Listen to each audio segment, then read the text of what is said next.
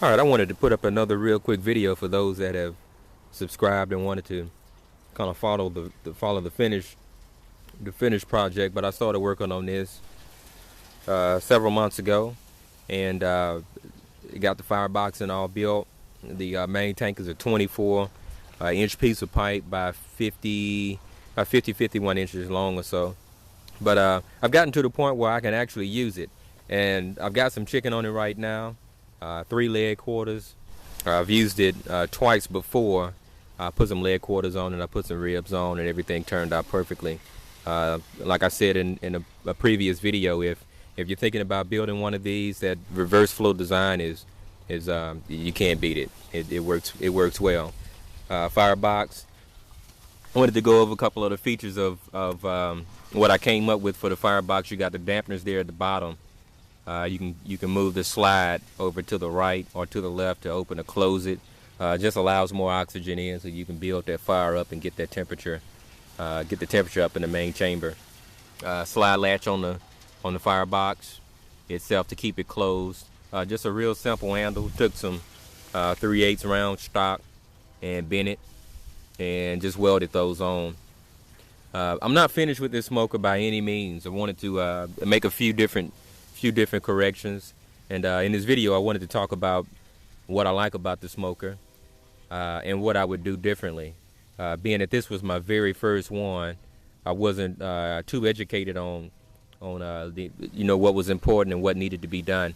So I kind of it was really more of a lesson that I learned along the way.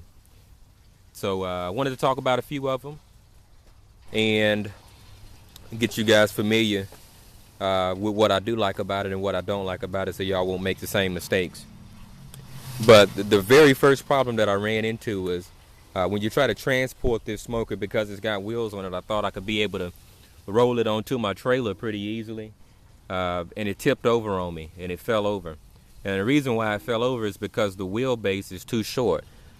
So what I plan to do in the near future to correct that is I'll just go ahead and take probably some 4-inch pipe like what you see right over here, and I'll just go down on 45s. I'll go down on 45s on both sides and bring that wheelbase out a lot further than what it is, so that it's got some more stability, because it's real top heavy as it sits right now.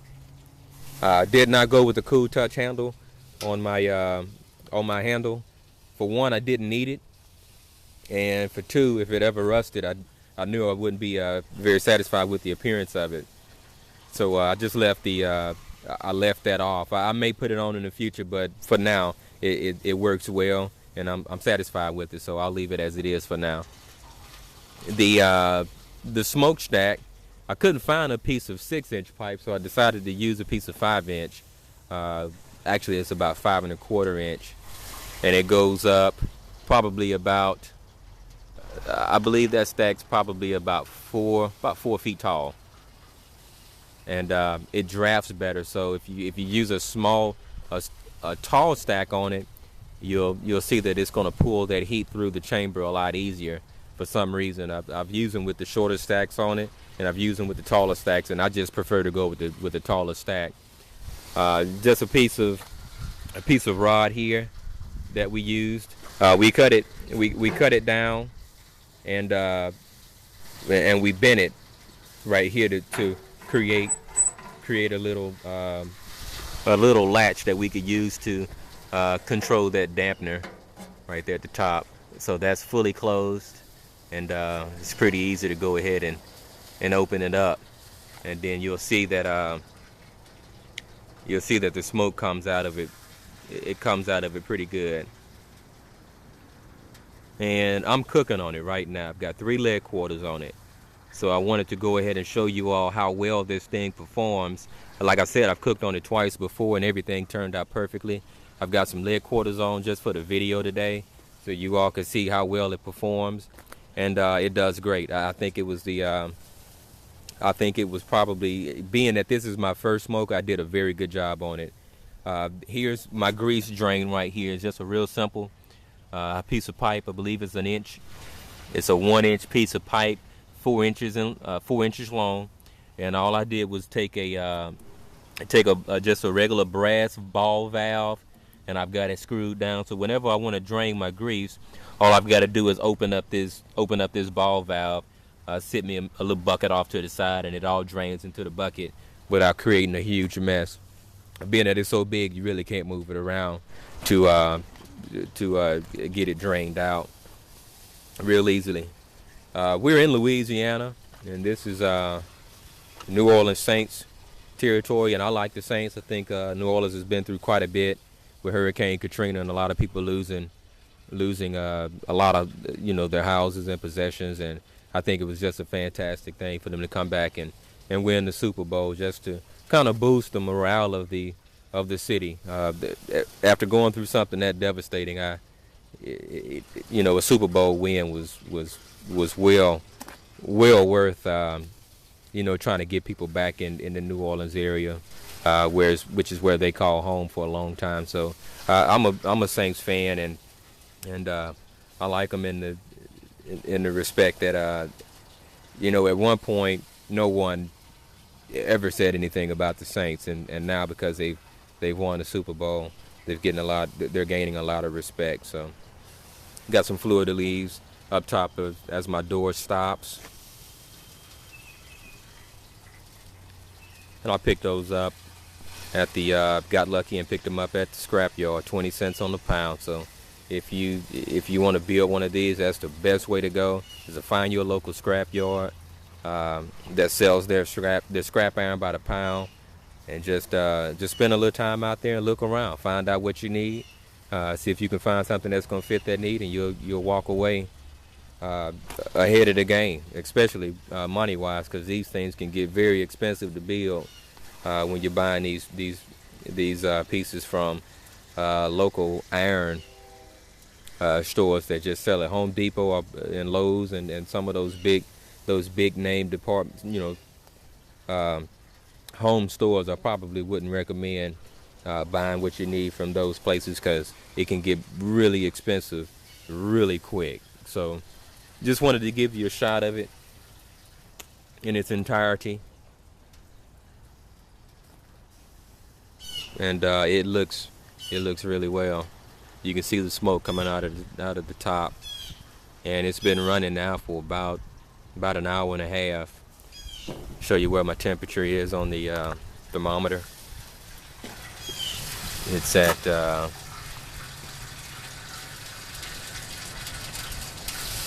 it's right at 300 degrees, and I'm doing leg quarters, so I'm not doing ribs. If I was doing some pork ribs, I like to cook those a little bit slower, so I would probably slide my latch over on my dampeners down some to adjust that heat accordingly, so that they'll cook low and slow, get real tender. I'm gonna go ahead and open the firebox and let you take a look inside of it and see what I've come up with. I bought some expanded metal to use for my charcoal basket.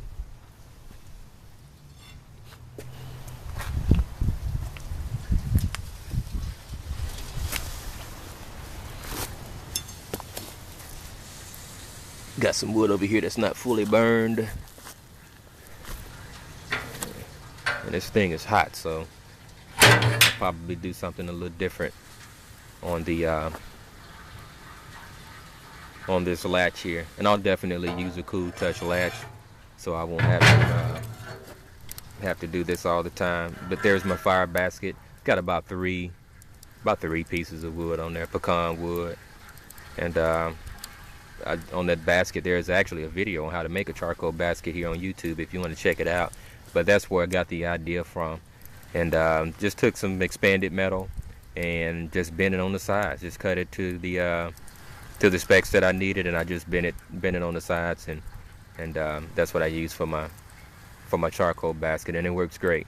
I put about 4 pounds of charcoal in it to go ahead and get it started and get it hot, and started stacking some wood. So now I've been using wood. It's been smoking very well, and it's working perfectly. You see where the inlet is for the heat and the smoke, for the reverse flow design. and it cooks great. So I'm gonna go ahead and open the chamber and let you check out the leg quarters.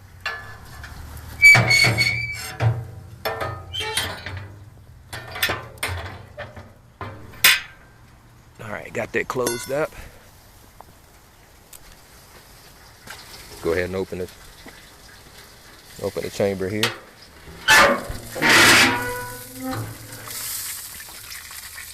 And those are the leg quarters. Stand back. Check that out.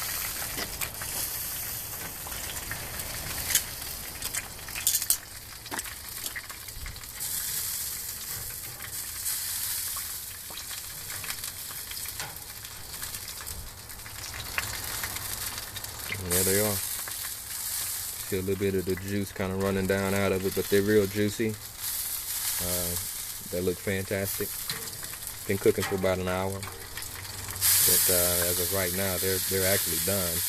Take those off.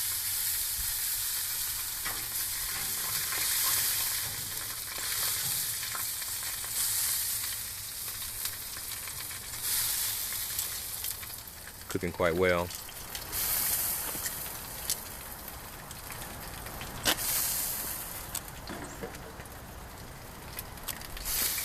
Got a 5-inch inlet right over here, or exit, for the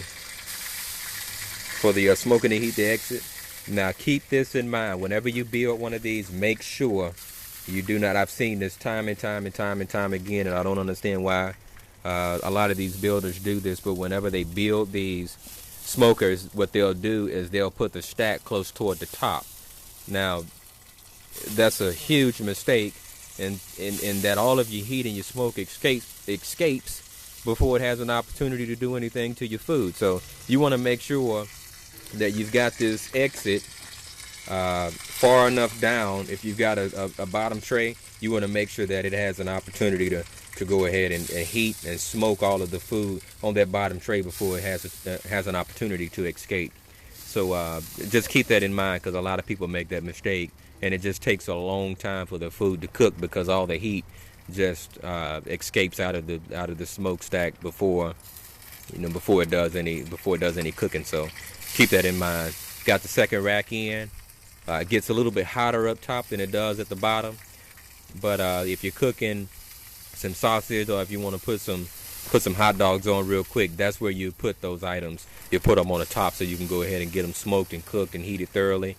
And then you can go ahead and pull them off. But if you're doing ribs, I normally like to start those off on the bottom rack and then move them to the top rack when I wrap them in the foil, so that they can get a little bit more heat and get tenderized really good in that foil. And then I'll take them off and I'll put them right back on the bottom rack. So there it is. It's with the door open. The food's on it cooking. It's done. Casters on, wheels on, fireboxes rolling, dampeners, 5 1/4 inch fire stack, 4 feet tall, and brass ball valve for the drain.